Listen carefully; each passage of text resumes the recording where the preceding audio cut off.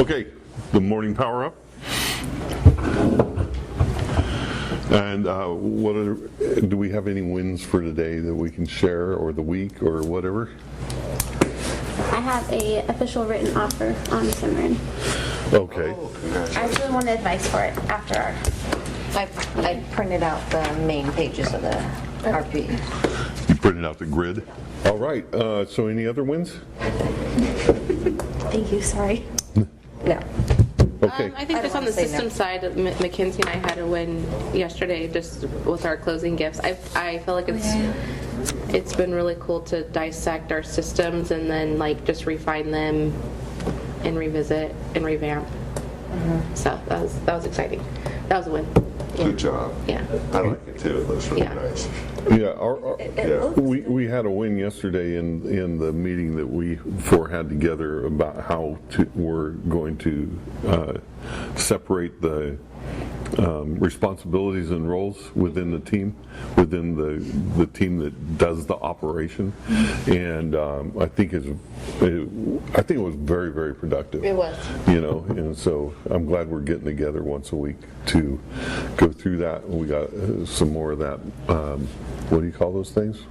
Plans? Playbooks? No, the plan. The Auto plans. Auto plans to get that one together and get it in the system and systematize all of our transactions so that everything's going to the right people, the tasks are going on time and being completed and stuff like that, instead of just doing it all out of memory. We'll have it all on a playbook and be ready to go. Okay, so we're going to do our Win I like to share. well then all of a sudden. Okay. I got a 5-star review. Oh, yeah. Which is pretty sweet. I'm glad your mom could do that for you, Scott. My mom is My mom did one 20 too. houses in the last year, and so that works out nice for me. Yeah. Right on. Did Jessica give you a 5-star review? Jessica went on, and she actually did it on Zillow, and so it's actually nice, huh? And that was that. Yeah. Mackenzie was an integral part in planning for the. Yeah, we send that link Thank out you so so much. that we can get those reviews. Once again, it's the team effort. Yes, sir. I was just the front guy. It was the team effort. Well, you did a great job with her, Scott, as I would expect you to do. You're a person. So it was nice to see you guys bonded, basically. No, you And so it's like a friend for the rest of your life, man. You're going to be going to Tonga. I wouldn't mind going there. You're going to be invited for the housewarming. I am, and we're going to roast a whole pig. Yeah. Oh, yeah. Yeah. If you get invited to a client's housewarming, you definitely go. Made it. Yep. I went to a birthday party like that. First graders birthday party. I'm not kidding. Yeah, This was so that's random. good. Okay. All right. Thank you for sharing. Ariel, let's start us off. And act with honesty, integrity, respect, and transparency in all aspects of our business. Norma. An unyielding drive for service to our agents and clients by exceeding expectations and being solution-based. Mackenzie. Oh my gosh. A culture of pride, dedication, and enthusiasm that is evident in all interactions. We develop relationships that make a positive difference in our customers' and teams' lives. Go ahead, Scott. Always developing skills and finding new groundbreaking opportunities for growth for ourselves and teammates. A devotion to teamwork through collaboration, honoring commitments, and accountability to results. I'll take this one. Our team will exhibit a will to win in the marketplace and in every aspect of our business. Okay, flow with your team. Make productivity contagious. Contagious. So we're not wearing masks, huh? We're going to catch this one. It's a copier. So we're talking about group flow. When a team experiences flow collectively, they're able to feed off one another's energy. The advantage of the entire team aiming for periods of flow is that individuals who are in the zone aren't threatened by distractions or others' requests. Everyone is in a coactive state of high productivity. So For some reason, what came to my mind during this was, there's a movie, I think I forget what the movie's called, but they're in a boiler room. And I was thinking Titanic. What? No. Titanic? Titanic? No. No, a boiler room is where people just make a whole bunch of cold calls, it was Leonardo DiCaprio was in The Wolf of Wall Street. The Wolf of Wall Street, So, Nothing to do with the ship at all. right. Nothing to do I was picturing Cole like. But everybody, the energy just builds and builds and builds in the room. And I guess when I was in charge of the bread plant too, where we're taking the dough from the proofer, putting it on the belt, doing all the stuff, putting the toppings on and stuff like that, and it was just like a hum began. It was just the whole room was like it was like everybody was doing what they needed to do, and if someone didn't do what they needed to do, they needed to leave. But it was just so cool to listen. And when I sat in my office, you could tell if something's going wrong. That hum, that thing, it builds up to a crescendo, but then it keeps on going, and we pretty soon we're doing 26,000 breads a day, and or something broke down, Or something did the went box wrong, machine stop working or something. or Linda is mad at this other gal, or something like that, and the flow is not going on. It's like a novella. Oh, The mic's it over was there. like a novella. What are you doing, Brad? Fictitiously speaking of somebody named Linda that we don't really know. Just a random name, Linda. Oh, you're talking about. Well, I said Erlinda. Oh, Erlinda. Erlinda. Yeah. Oh, completely even more different. specific. I'm confused.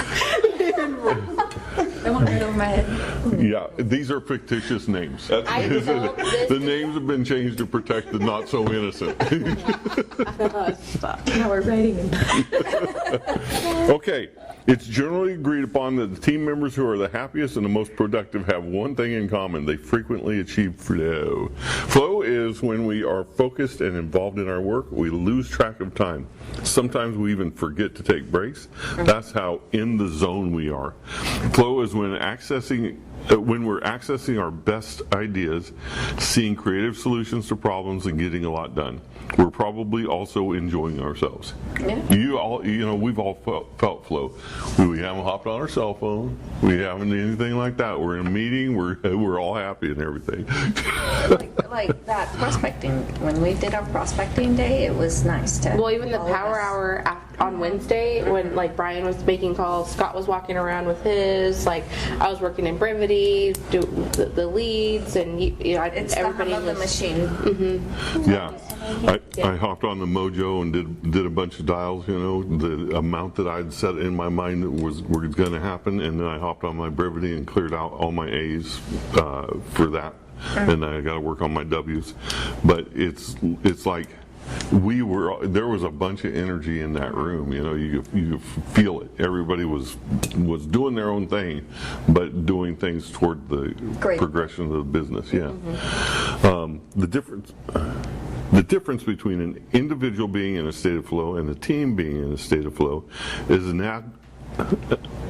analogous to the difference between independence and interdependence. When a team experiences flow collectively, they're able to feed off one another's energy. The advantage of the entire team aiming for periods of flow is that individuals who are in the zone aren't threatened by distractions or others' requests.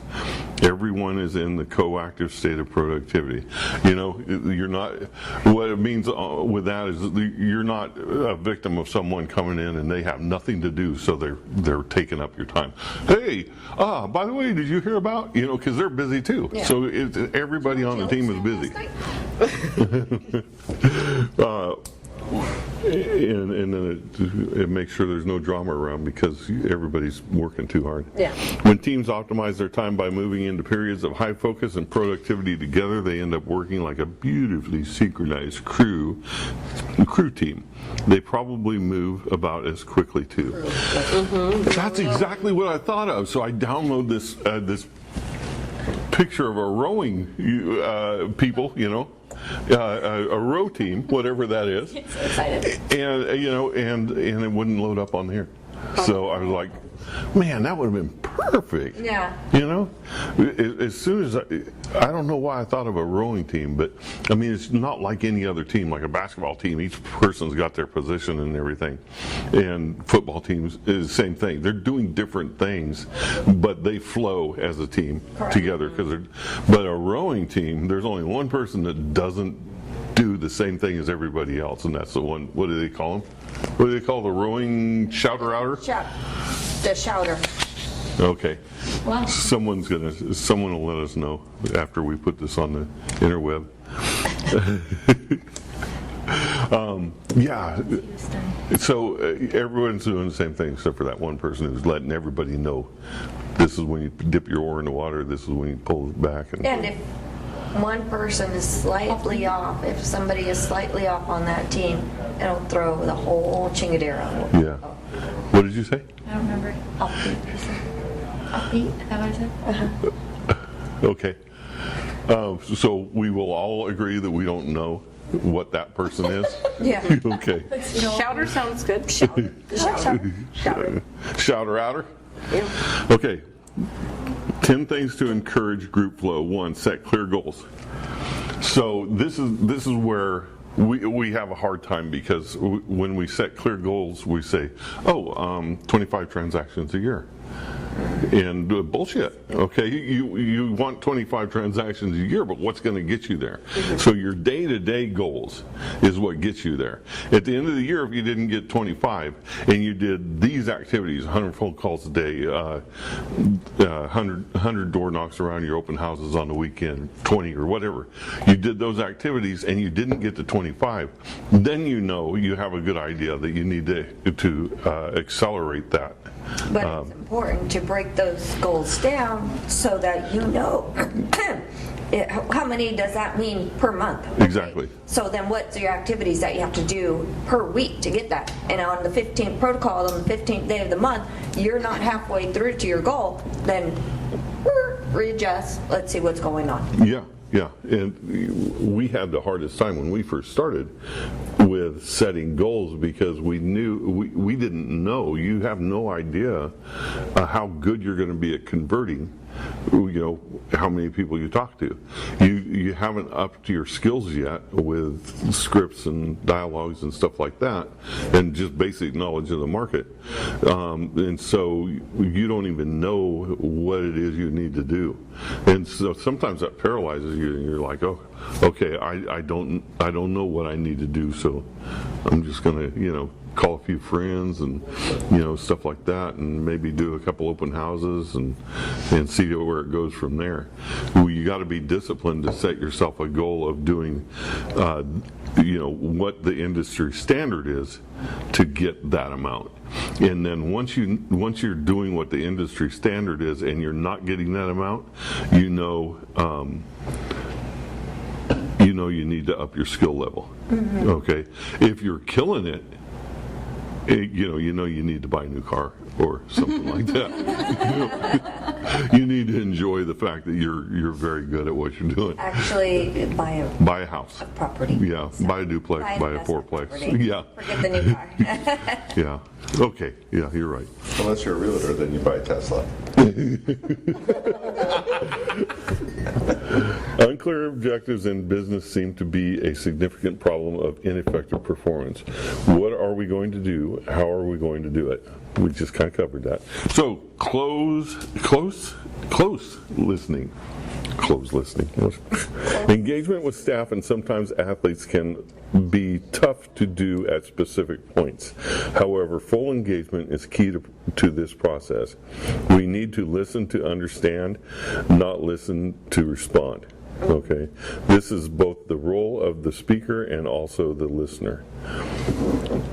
Does that make sense? Mm-hmm. Okay, well, let's not linger on that one too much. I mean, that one's pretty much obvious. And everybody does that. They listen to, what am I going to say in response? Yeah. And once they have the response in their brain, they don't listen to the rest of it. Yeah. You know? It's the me too. Yeah. You know, This is what happened to me. we learn that as investigators at the police department, especially as background investigators. I don't get to a point where I know I'm going to disqualify this guy, and so I stop listening to the person. I let them go on and bury themselves even deeper, man.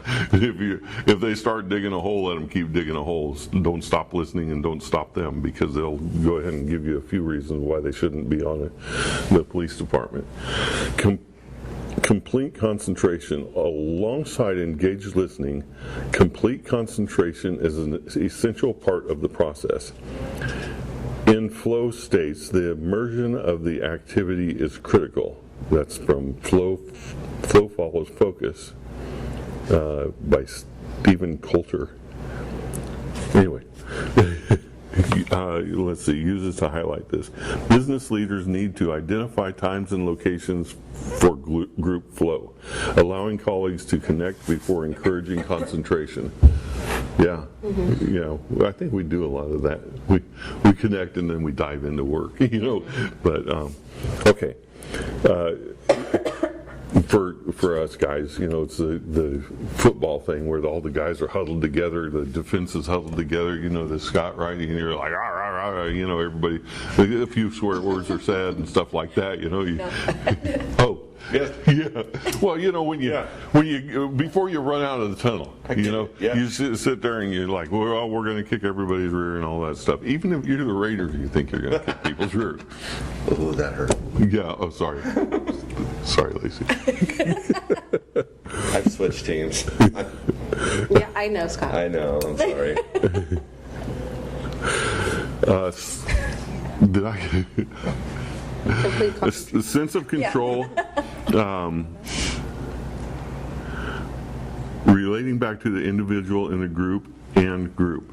There needs to be both a sense of control in the individual and in the ability to change and remain adaptable to new ideas in the group.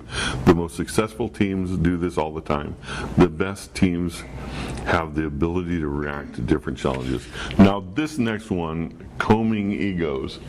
I have a hard time with this. There is no one person bigger than the group. I don't know what combing egos means. I guess it's getting all the hairs in the same direction. No, I think combing ego is like feeding into that.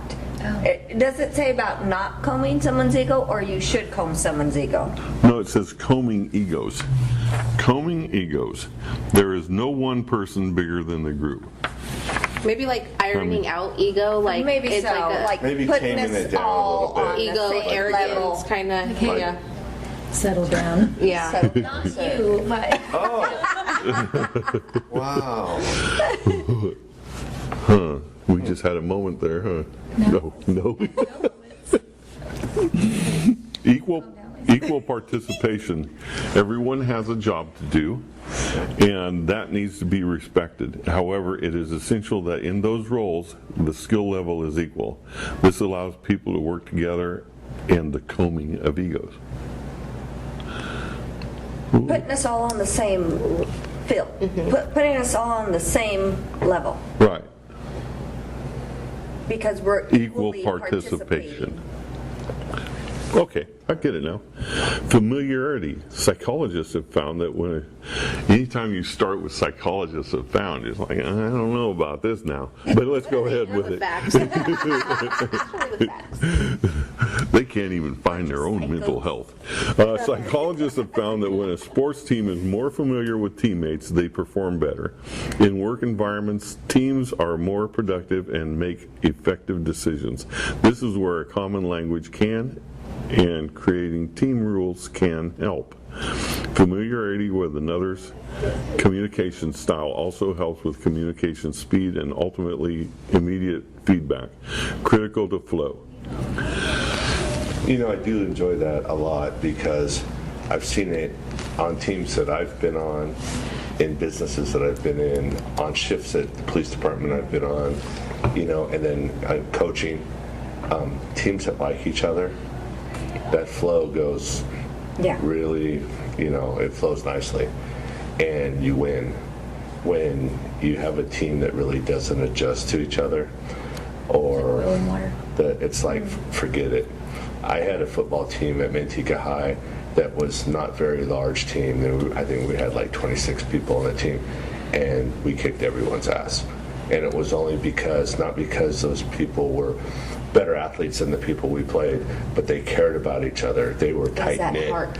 And when that group meshed with the seniors, when they were juniors, they did not mesh well because they were such a unit together and had been for 3 years that when they had to combine some people that was from the outside, even though it was the same school, and both of those teams had enjoyed success on their own, but when they combined, everybody thought, oh man, they're going to win a section championship for sure.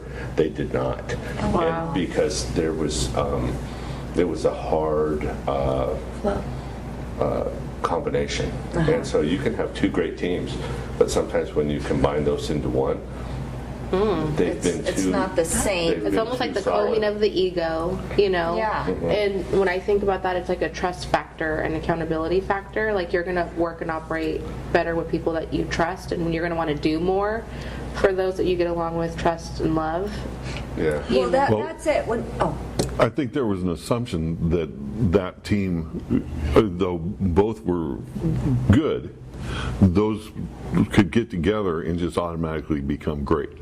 Yeah. And the thing is you need to start all back over again. You need to start with clear goals, close listening, complete concentration, sense of control, combing egos, equal participation. You can't just say, just because these two are good, we're going to put them together and this is going to be a great bunch of people. Okay? You've got to start building that team over again and with that trust. As a cohesive team. Each other. Because what I was going to say is that, so sometimes if we're having hard conversations with each other, it's because we're coming from a place of love and caring, not because we're trying to, shut someone out or be over somebody. Yeah, we're not trying to do it in a malicious way. We're doing it from a place of love and care. And so this leads to communication. Clear, concise, and constant communication is required to create group flow. It is essential to make sure that the goal of the session, meeting, or project is clearly communicated and constantly reminded. Okay, perfect. Forward momentum, we need to find progress, a feeling of progression. Feeling of progression. Progression helps motivation as it is moving us closer to mastery. So when you're going forward, you feel very, very good, And if you start to falter, you need to kind of communicate that and drive forward again. Momentum. Failure is not the opposite of success. High performer teams see every failure as an opportunity to learn and develop. Yes, there are times of disappointment, but the world-class teams in sports, in business, debrief and discuss how to improve. A lot of people have a hard time debriefing and discussing. They